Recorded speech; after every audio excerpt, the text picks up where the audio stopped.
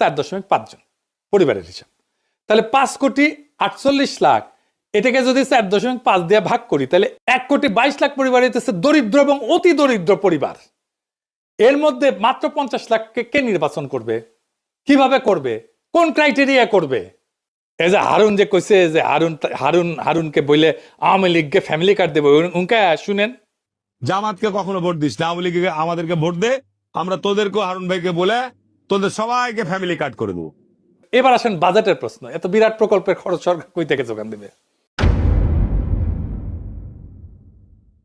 আর যদি তারা বলে যে আগে যেটা সামাজিক সুরক্ষা কর্মসূচি ছিল সেইটার বাইরে এটা নতুন, তাহলে এত বিরাট প্রকল্পের খরচ সরকার কই থেকে দিবে?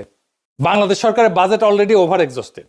সরকারি বাজেট ডকুমেন্ট যে পড়ার শিক্ষা রাখে সে পড়লে বুঝবে সরকারের রাজস্ব এর চাইতে খরচ অনেক বেশি।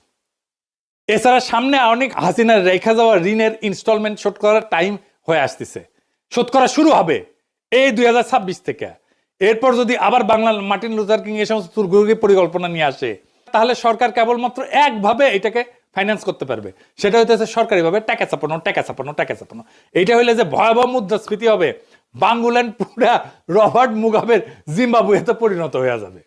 তো বিএনপির সব কয়টা নির্বাচনী প্রতিশ্রুতির এইভাবে ফর্দাফাই করে দেওয়া হবে।